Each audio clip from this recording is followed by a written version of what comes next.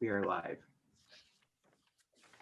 Great. Well, good evening, everyone. I'm Ryan Turnbull, the Member of Parliament for Whitby, and I'm really excited to host this event tonight on universal basic income or guaranteed basic income. And with me, I have Julie Dzerowicz, who is my wonderful colleague in the Liberal caucus, and she's the MP for Davenport, and Ben Earle, who's the General Manager of Basic Income Canada, and also the Executive Director of Feed the Need Durham. Ben and his organization is a source of local pride here in Whitby and across Durham region because of the great work they do to combat food insecurity in our community. Before we get started, I want to acknowledge the traditional territory of the Mississaugas of Scugog Island First Nation, which is covered by the Williams Treaty. So I'm delighted to be here and to host this conversation. It's very exciting. For many years, I've been a passionate advocate for some form of universal basic income, and it's great that we have Julie Dzerowicz here, and her leadership on this is incredible. With the bill, the private members bill that she's drafted and put forward in the House of Commons. So very excited to hear from Julie.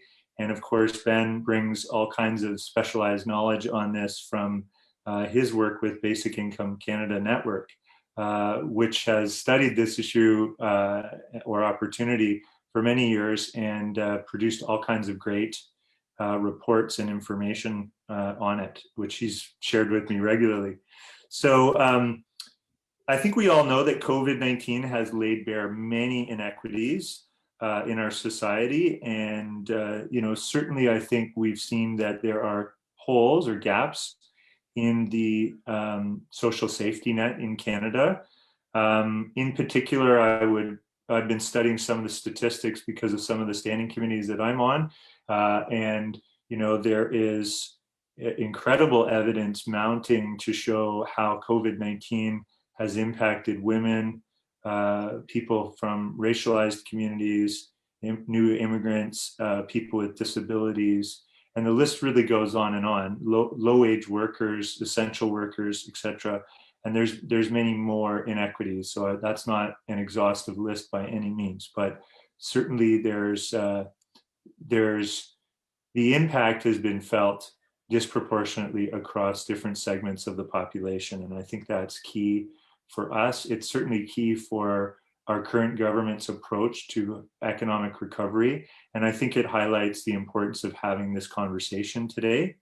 I will also say that from my perspective, the current social safety net or income security system that we have in Canada at multiple levels is a bit of a patchwork and is a complex system. It often feels, I think, to people who use that system or rely on that system, like it stigmatizes them, like it requires people to prove over and over and again that they need it, which again, I think removes the dignity from it. And in fact, there's a lack of dignity in that system currently. It's not necessarily intentional, but it's certainly, I think, part of the experience that I've heard over many years of people that have lived experience of trying to navigate that system. So I think basic income is an opportunity to look at how we can both alleviate poverty, but also increase economic freedom and preserve dignity, which all people deserve. So I'll just make one other couple of comments really quick.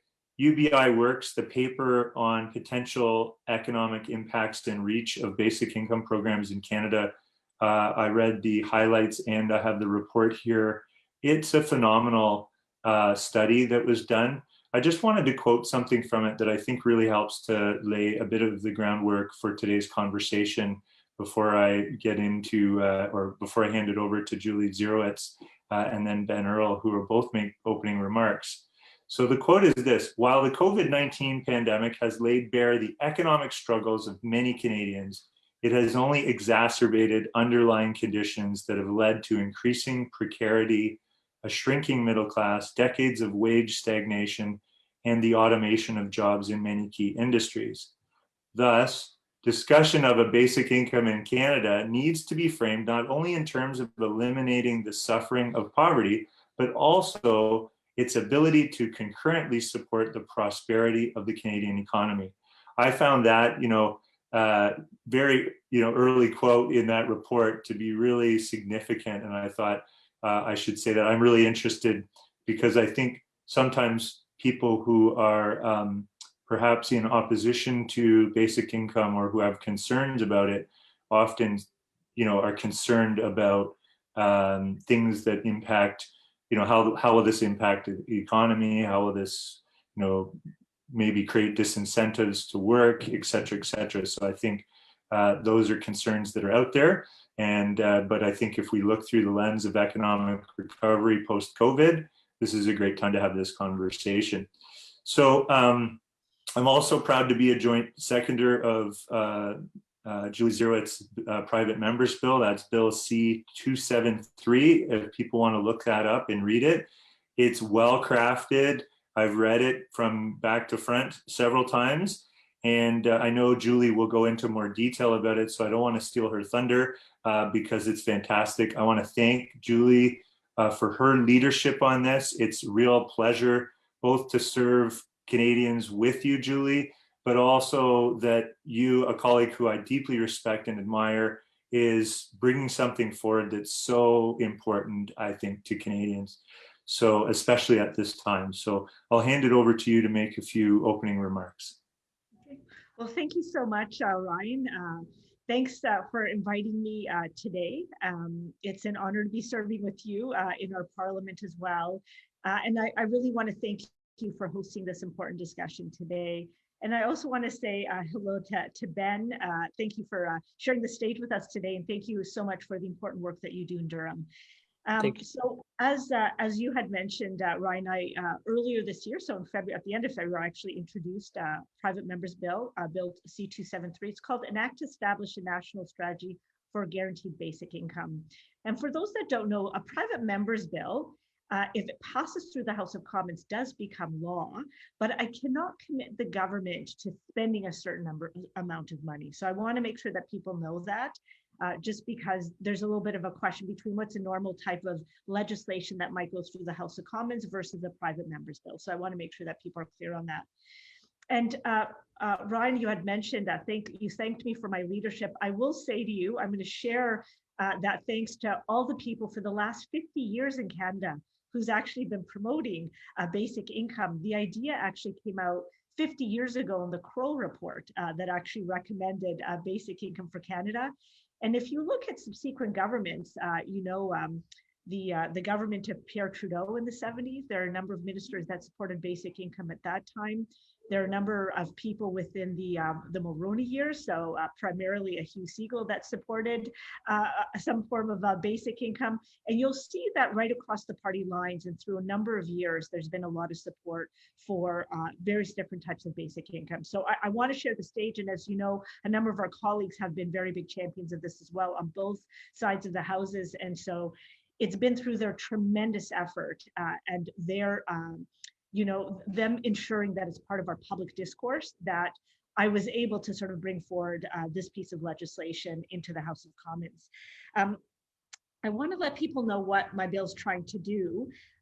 What I'm trying to do is the bill, if it's passed, will provide an enabling framework to allow for implementation pilots between the provinces and territories and the national government. So if Prince Edward Island, which I do know that they're interested in doing a basic income implementation pilot, if they want to sort of put one into place, if this bill passes, it provides an enabling framework for that to be able to happen, and which is really great. And we do know that there's a number of provinces and territories that are interested. Top of mind for me, PEI, Yukon, and Newfoundland are all very interested in doing some sort of implementation pilot. I'll mention a couple more things, and it touches on a little bit and extends and expands a little bit on what you were talking about, Ryan. So I want to make sure people know what, if this bill passes, I don't propose specifically a specific definition of basic income. And I'll tell you why. I wanted to make sure that the province had the freedom to be able to develop its own definition of basic income model for their province, and to be able to sort of work with the national government to be able to put something into place. And a lot of people, there's some people who like the Ontario model. Some people prefer Hugh Siegel's model, where there's a bit of a floor in terms of how much you would get. And others propose some sort of a CERB type of model, okay? So people have different models in their mind, and I wanted my bill to sort of make sure that they're provided that flexibility. I don't put a price tag. As I mentioned at the top, I'm not able to actually put a price and commit our government to billions of dollars, but that is to be negotiated between province and territory and our territory and our federal government. My bill doesn't propose to eliminate a number of programs. A lot of people have called me and says, Julie, my son or daughter currently gets a disability tax credit. If your bill goes through, does that mean that, you know, all these other great benefits that are already in place, you know, would that actually go to the wayside? And so I want to make sure that people know that the way the bill is set up, if it's passed, it actually would be work very well with existing programs that are in place. But again, what programs are part of it is determined between the provinces and territories and our national government. And for me, the principle always is that people will be better off because of putting in some sort of a guaranteed basic income. And I'm trying to think if there's, and then maybe I'll just go in for you know, a few seconds about why it is that I'm proposing this bill and why now. So you touched on this a little bit, Ryan. Our social welfare system was created in another era. It was created at a time where that didn't have the same challenges that we have today. So it's created in the 70s. It doesn't matter how many times we band-aid or try to add programs or subtract programs or adjust programs, we still have way too many people who fall through the cracks, and we still have and our income inequality keeps on growing. So even though our federal government, and I'm very proud of this, we've done heroic work at trying to reduce that income inequality gap. The introduction of the Canada Child Benefit, the increase of the GIS, you know, the increase of the Canada Worker Benefit twice over.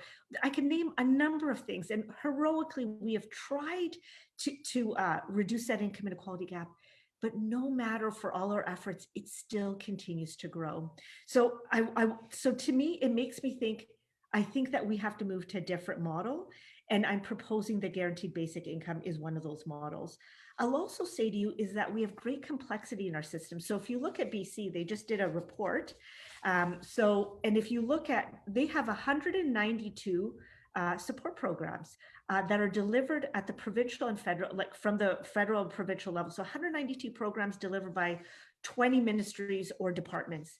That's huge complexity, and still people are falling through the cracks. And that complexity actually costs. So we also have to sort of put that into effect. We also know, and you touched on this, the world of work is changing, and it's changing faster than ever before. So we know that automation and AI is eliminating not just blue collar work, but also white collar work. And so how is it that we can provide a model and a system that actually supports our workers as we are transitioning, you know, through the various different, you know, works and careers that we might have in the coming years. And then on top of that, we have disruptions, and COVID was one of them. So on top of the world of work changing, we also have disruptions like COVID and climate change that's impacting us. And so our current social model, social system or safety net is not designed to help us through our transitions, and it doesn't provide us with the stability that we need to be able to kind of transition, to upskill, to retrain, to start sort of new businesses, and all that kind of thing. So that's the reason I'm proposing a new model. And then I'll end off with two more things. For me, I also see a guaranteed basic income as the cornerstone of, it should be the cornerstone of Canada's innovation and economic growth strategy. If you give people the stability that they need so that they're not worried about paying for food and finding a place to live or paying for their rent, if you give them that stability, then they can breathe and then they can think about, okay, how is it that I can best contribute to our society? And so, do I have to retrain? Do I go back to school? Do I want to start a new business? What are some of the other things that I want to do? So that to me is, it should be front and center in terms of any type of a model for guaranteed basic income moving forward. And I think with that, I'll stop. And I know that there'll be some more conversations, some more questions. But really, thank you again for this great opportunity and for this important conversation.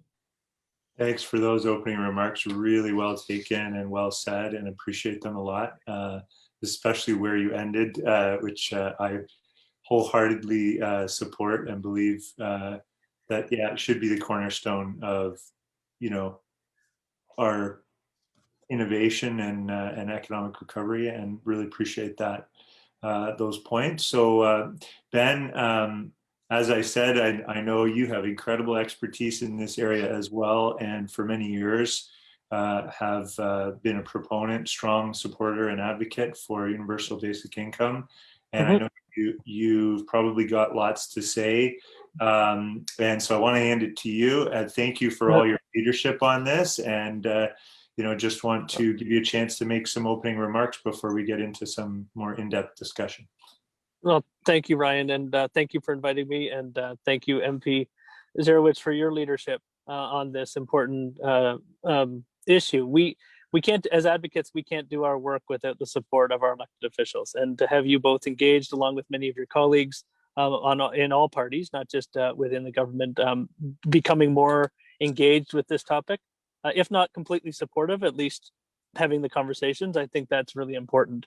I'm not going to reiterate, you guys, it's wonderful to hear you both speaking, because you're echoing a lot of the sentiments that brought me to basic income in the first place. The quote that you started with from UBIWorks, Ryan, resonates very highly with me. One, I was actually part of that work, and that's exactly why I got involved with UBIWorks, because while I've spent the majority of my career in the charitable sector working on poverty alleviation, even did my graduate research on poverty and poverty reduction strategies. I also understand basic income is only partially about poverty reduction. That's a huge reason why we need it. It's an urgent reason why we need basic income, is to address poverty and those who are struggling the most. But the economic reasons for it, the longer term, the way it can address longer term structural issues in our economy, the way it addresses changing labor markets, as Julie has just talked about, the way it can support innovation and be sort of a cornerstone of a 21st century economy, which I think, Julie, you started with this, is a very different place than 50 or 60 years ago, when the current sort of baseline of the current welfare state was developed. We're in a very different world. And those are all the things that drew me to basic income. Very honestly, over time, I came to it not just from a advocate for poverty reduction, but also as someone who saw the world changing and saw our communities changing. And I think that's maybe where I'll contribute a few opening remarks, is a lot of the work I do with Basic Income Canada Network and UBIWorks, I work with both of them, is at the national level. Obviously, that's where the basic income discussions are largely happening. And that's really why this bill is important. And I will iterate it, will note, it is the first, to our knowledge, well, it is the first national basic income bill introduced in Canada, and which is hugely important. The fact that it's been introduced allows us to have this conversation within Parliament and with elected officials, which I think is a massive step forward in the movement. But really, I've spent my whole career trying to connect those larger, either provincial or federal issues, with what's going on in communities, and what happens at the local level, and how can we understand, because to me, that's where you understand the impact of a national policy. And that's where we see the work, and the work that I do with Feed the Need in Durham, the growing inequality in communities like Oshawa, like Durham region overall, but specifically cities like Oshawa, where you literally have, neighborhoods abutting each other with life expectancy differences of 8 to 10 years, right? The lower income neighborhoods, people live don't live as long, and that's a huge indicator of health. And they're literally next door to neighborhoods that are wealthy, and people are doing very well. So you have cities, within our cities, we see this inequality. It's not just between provinces or between regions. It's within our own communities we see these inequalities. And this is where a basic income can come in. It can help level some of that. It can address the worst of our poverty, and it could give people who may be on the edge of poverty and not living in poverty some stability to be innovative, to become entrepreneurs, to maybe choose to work one job instead of two, and find more work-life balance, to go back to school, or simply just to support their prosperity while they work in a job that maybe doesn't help them make ends meet. Because that's the growing nature of our economy, is there's more and more jobs that are precarious, not just blue collar jobs, but also white collar jobs. There's more and more of a gig economy, which all can provide great opportunities for people. But they also still need to live in communities that are costing more and more. We know that. Ryan can speak to this, and I know other communities can. The Durham region, we've seen like much of the GTA, rocketing housing prices. In where I live in Bowmanville, it's incredible the difference in housing prices in my own neighborhood versus a year ago. And it's really having an impact on just the affordability of living in our community. And a basic income is about supporting and addressing those things. The last thing I will I have some other things I think will come out in the discussion, but the one thing I will say, though, that although I'm an advocate for basic income, we need to realize it's not the silver bullet. It's a cornerstone to a larger shift in how we do, how we create a welfare state and how we support Canadians. That's what it should be thought of. It should not be thought of as a standalone policy and a standalone program. Julie mentioned that when she talked about how her bill would create or support a program that interacted with provincial programs and other types of supports and programs. That doesn't mean those programs won't necessarily change, but a basic income should not be thought of as a tool to eliminate what already exists. It should be thought of as a complement and a modernization of what we do. And in doing so, we should look at ways of doing other types of social and economic programs better, right? We should look at how can we, if we had a national basic income, how could that allow provinces to develop programs when they didn't have to think about the cash transfer portion as much as how could they redesign social services? How could regions and cities design better programs if they knew that the basics of income were taken care of for people? So to me, it can be a great tool for not just innovation in the economy, but also in innovation in the way we provide services. And I think that's why it excites me. And I think it's a cause worthy of me putting in my time and dedicating some of my time to. So I'll leave it at that, because I think there'll be some discussion and other things that come out. Great. Thanks, Ben. That's great. And I really appreciate your opening remarks as well. And that definitely excites me, the redesign of programs and services, and how we can innovate if many service providers and different levels of government were to be able to count on the income security part of the equation, which is, really a foundation to then perhaps look at other kinds of changes or redesigning social supports and programs. So that's great. Julie, I want to ask you just a little bit more about your private members bill before we get into some of the other topics I'm hoping to cover, and we'll see how it goes. I'm sure we won't get to everything, but in terms of your bill, I noticed that it really isn't prescriptive. It essentially seems to me anyways, and correct me if I'm wrong here, but it seems to allow pilots to be done in partnership with provinces and territories, and that data and information and consultation could then inform perhaps a national strategy. And that's, I guess, so maybe you could speak to why you took that approach and built in that flexibility. I know you spoke to that a little bit in your opening remarks, but I think what the part I'm kind of curious about is, I guess what I assumed anyways when I read it was that it allows for a lot of room for flexibility to try some different models, because I know Ben, like within the literature and all the discourse on basic income, there are many different models and ways that we can look at structuring it. And so some of those questions perhaps are still unanswered, and maybe this is an opportunity to start to drill down on those, run some pilots, gather some more data and information, build that foundation of support in different jurisdictions, et cetera. Anyway, I don't want to presuppose what Julie might say, but am I reading it right? Was that the general rationale for it, or is there more to it? I'd probably phrase it slightly different, just because if you talk to basic income advocates, and probably Ben could probably sort of articulate this better than I don't want to prove anymore that basic income actually is positive. So my bill is actually not about proving that basic income is going to be helpful, is going to be make people's lives better. So I'm not out to prove that. We've had tons of pilots around the world. We've had various different pilots across Canada, big, small, ones that ran its course, ones that didn't run its course. What I wanted to test with this is the implementation. Okay, so implementation pilots.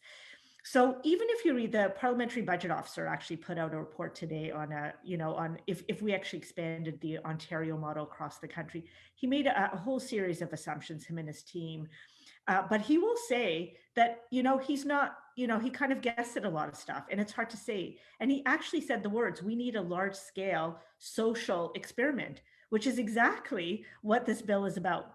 So this is about, our colleagues in PEI, the Premier of PEI might decide, we want to test out basic income as a new foundation for our social safety net in PEI.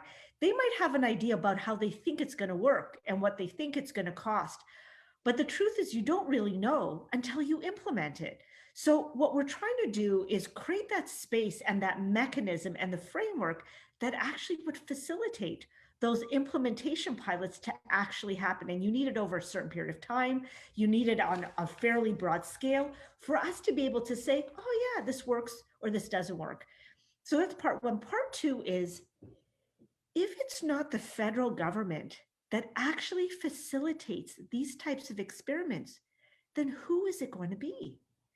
And if it isn't going to be now, then when are we going to do it?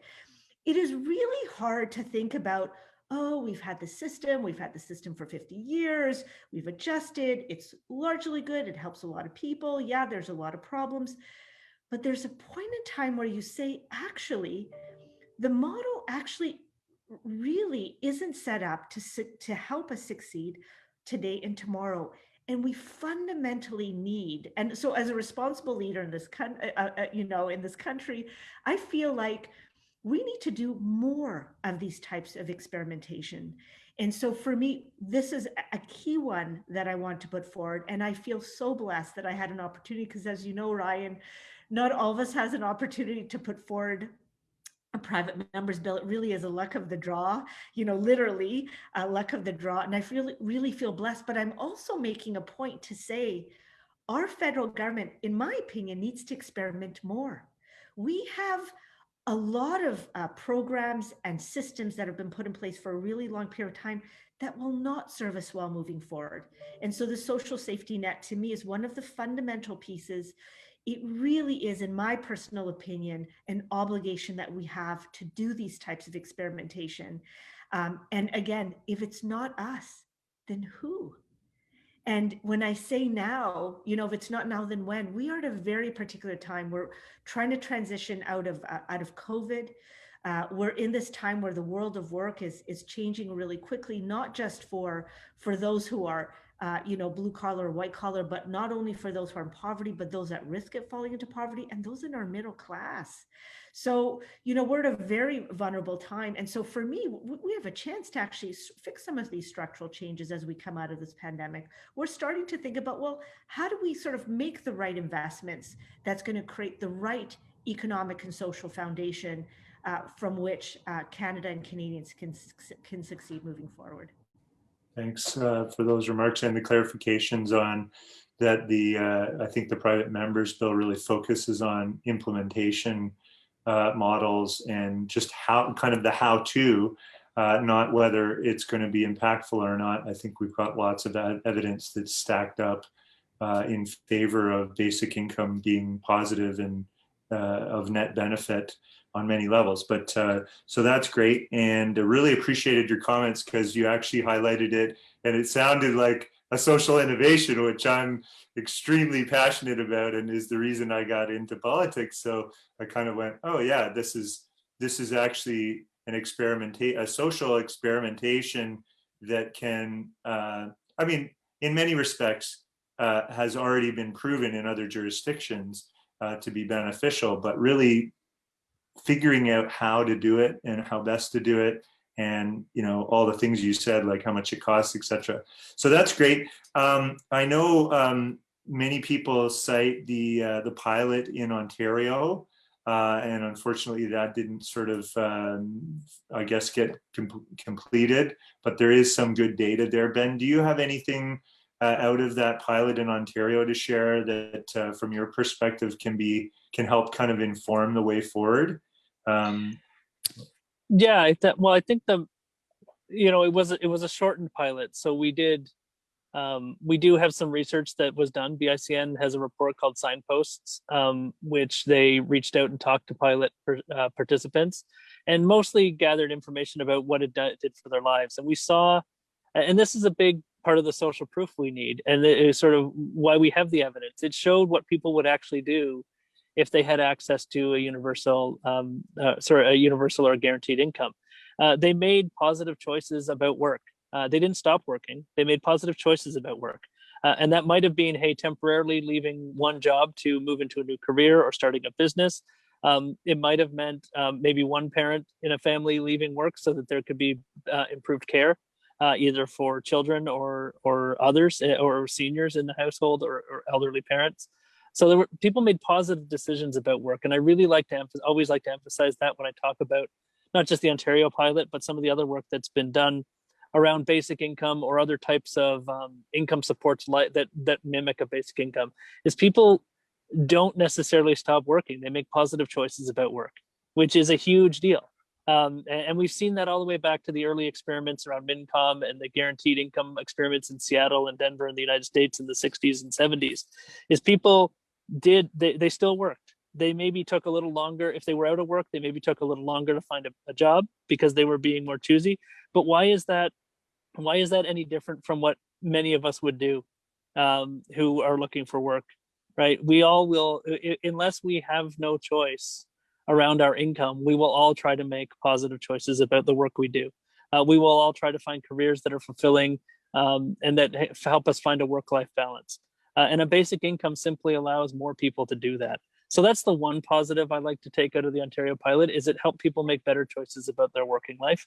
There's many other things it did, which you can see across other experiments, but that's one that often is an objection to basic income. But I think the pilots and the work around the world around basic income shows that that people don't stop working. They just make better work choices. So that's the one highlight I would make.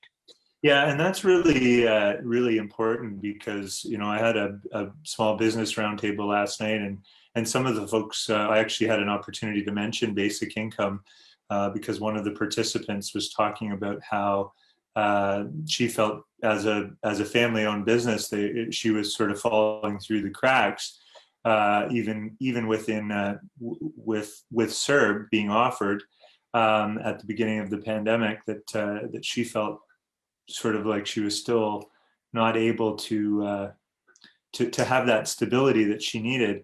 And it was interesting because one of the other participants had said that they had concerns about basic income, but it was something I had heard before, and I'm sure we're all aware of this sort of general notion out there that somehow basic income is going to remove the incentive to work.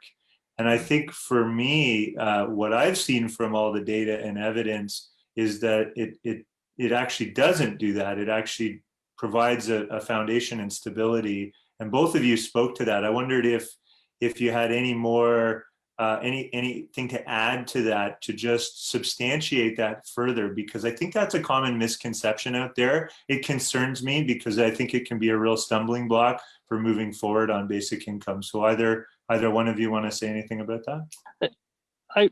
the only thing I would say is I do this whenever I talk to people about any type of social program that they maybe have a similar type of objection on.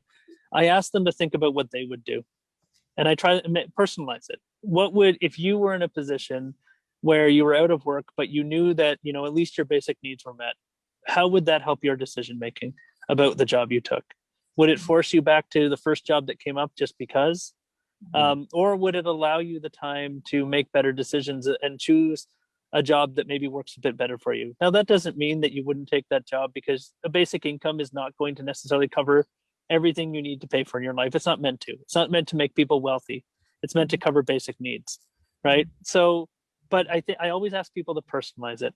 What would you do if you were out of work, but you knew that your basics were, your mortgage was paid or your rent was paid, and you could at least put food on the table for the month, for the next month or so?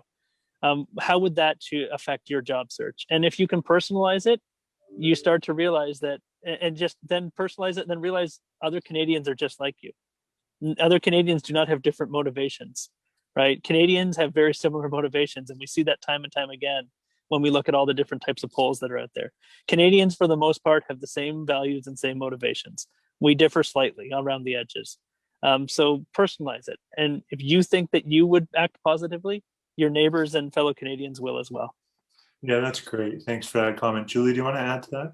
Yeah, yes, thanks so much. And I'm glad Ben went first, because I think that's a very thoughtful comment. And often we do have to say that. So there's two things that always comes up. It's this one thing where, well, what happens? You don't want me to work. You want me to stay home, and the government pays me to stay home, or you're going to stop people from working. We're all going to become lazy people. So I've been getting that quite a bit. So look, I go back. There's nobody, I go back to the implementation pilot. Like, you're going to test things out. Obviously, you want to sort of create pilots that actually encourage people to become their best selves. I always say that this is about people becoming their best selves. And so having any type of basic income is never about, let's pay you enough money so that you want to stay home and not work ever. It's literally just about so you can catch your breath and really not be like, you're taking anything that comes your way, because literally you have no choice, because it's either about eating and being able to sort of live in a safe place, or not having that stability to be thinking about anything else. So the implementation pilot is really, that's why to me it's so important to have on a large scale. Let's test out this model. Let's test out how we sort of structure it so that people can become their best selves. I'd say that. And maybe one other element I would say, and this is to the comment, and I talked a little bit about how, in BC, there's 192 support programs that's delivered at the provincial and federal level. And I know that Ben had mentioned that, we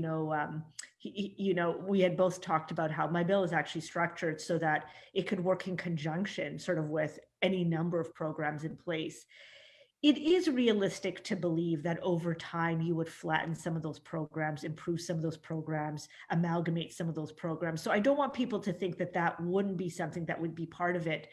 But you have to remember, it's about people being better off, having the stability that they need to be able to become their best selves. And those have to be the fundamental principles. And my last thing, and I always say that this is one of my fundamental sort of values, I really believe that everyone needs an equal opportunity to succeed. Mm-hmm. Everyone needs an equal opportunity, no matter what your background, where you come from, where you live, what your circumstances. I want to give everyone an equal opportunity to succeed. And for me, that is also fundamental to implementing a guaranteed basic income model. Yeah, well said, and I appreciate those comments very much. I think one thing I've noticed from my past work is that, and I work quite extensively with people that were living in poverty, and did a lot of lived experience focus groups, and I found often times the mental effects of living in survival mode when you don't have income security really causes a kind of a spiral down that diminishes someone's ability to essentially recover from that momentary lapse of stability in their life, and that can be very debilitating. And then if you have a system that is designed in a way to almost, I don't want to say victimize, because I think that's too strong, because I don't think it intentionally does that. But it certainly, the system we have today, I think it makes you prove that you need help. And I think there's almost a, it's not just stigma, it's almost a, I don't know what word to use, but there's something, it's experienced by people, and people describe this in focus groups and interviews that I've done for years. Like, I did this for 12 years. And I've heard this story over and over again, that people eventually get to a point where they feel that the system distrusts them, and they don't want to actually use it, because it's almost violates something, you know. And so, I think basic income changes that. It changes everything in terms of how people experience the support system that's supposed to be designed to help lift them up. And to your point, Julie, about providing that better life and opportunity and equal opportunity, I think it really can definitely do that. Anyway, that's just my little story from my past. But look, I want to ask about, how would COVID-19 have been different?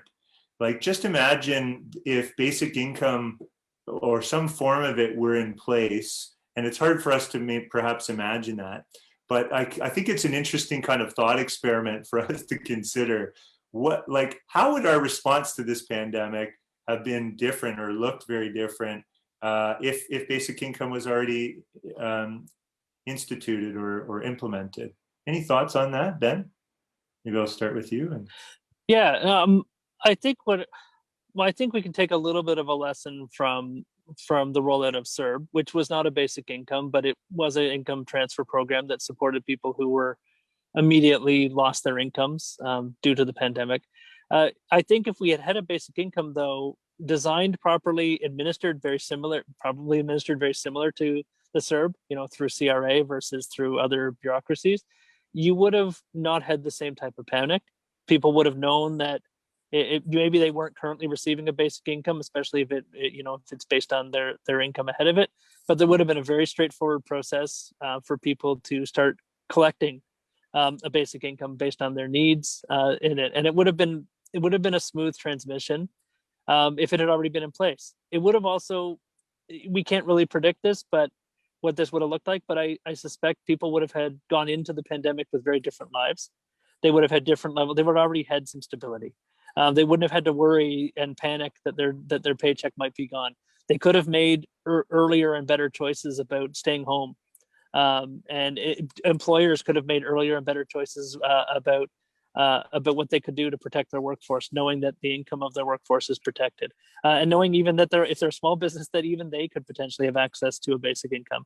It could have helped us make a lot of decisions differently. Again, it's hard to predict in hindsight, but I think if we had that income stability, it could have given us it could have helped, it would have taken that off the table. It would have taken, similar to what I said about other types of programs. If you take the income security portion off the table, how can you better design responses? And I think we could have learned, it could have been similar for an emergency like a global pandemic. Could we have designed different responses that maybe, and I don't even want to say the word better, because I don't think that's the right word, but could we have designed different responses if we knew income security was taken care of? And again, I don't know the answer, but that's the type of thing that I think about when I think about that question. Yeah, that's great. Julie, do you want to add anything to that? Yeah. Of course, three key things. And I'm glad, again, Ben's brilliant sort of answer sort of triggers lots of things in my head.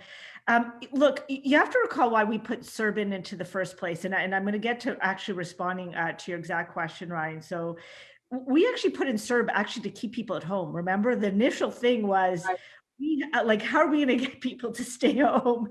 And so it was a generous portion to sort of say, on average, this should be more than enough for a single person or even a couple in a house, to each of them getting CERB to be able to sort of support. So we have to remember that. I also want to acknowledge that our government, and it wasn't just all of our ideas. Like, I know that there were people from right across, all the party lines that contribute some ideas, but I do want to sort of laud our government. We put a whole bunch of things in place, like increasing CCB, increasing sort of like, one-time payments to seniors, additional dollars to those on disability, sort of, expanding the time period that people could actually apply for those disability. Like there's a number of steps that we try to sort of make sure, like the support for youth, so that people wouldn't be disproportionately impacted as we were going through this pandemic. Okay, so I know that there's some stat, and I don't know where it's from, but I know that for the quality of life has been fairly much sustained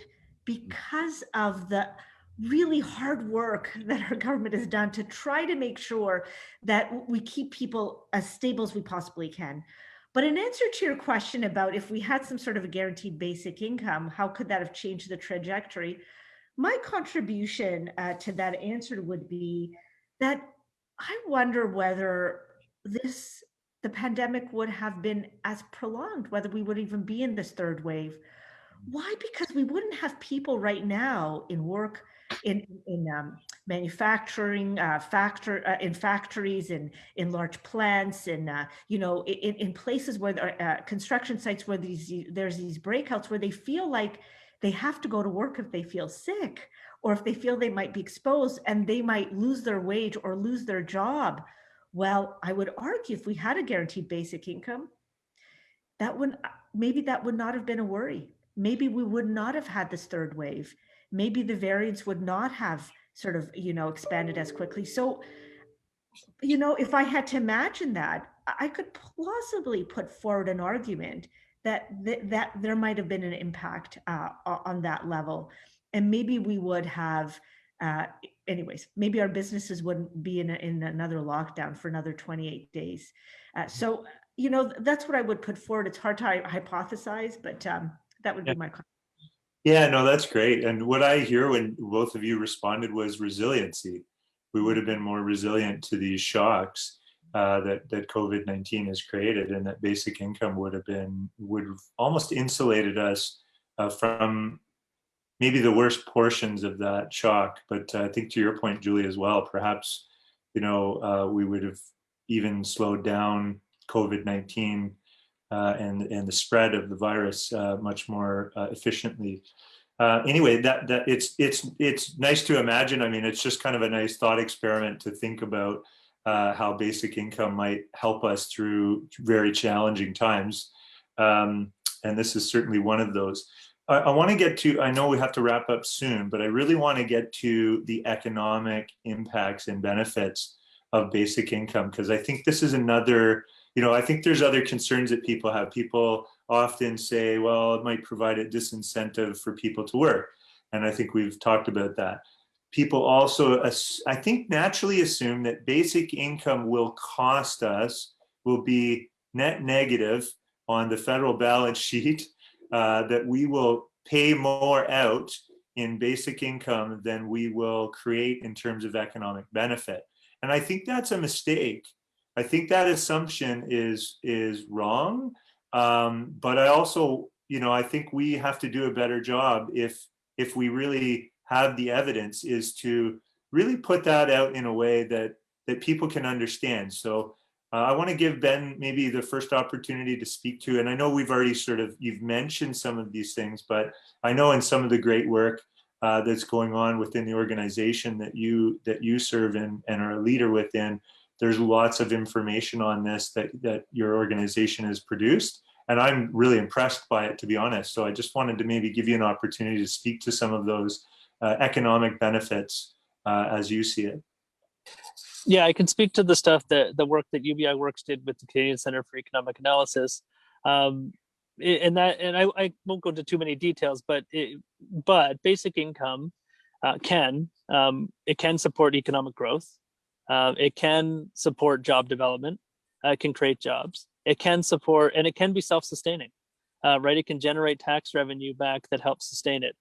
Now, the one caveat I will put to all of this, and this actually goes to Julie's bill about the how-to discussion. How you do it matters. How you design the program matters. How you implement it matters, and how you pay for it matters, right? So where the sources of revenue for it matter just as much as where the money's going. in terms of what its economic impacts can be. You can design a basic income that can be very detrimental. Absolutely, you can. But that's true of any type of public program. If it's poorly designed, it can have negative impacts in some ways, and one of those ways can be economic. But the design and of how it's implemented, who receives it, how they receive it, and how it's paid for all really matter.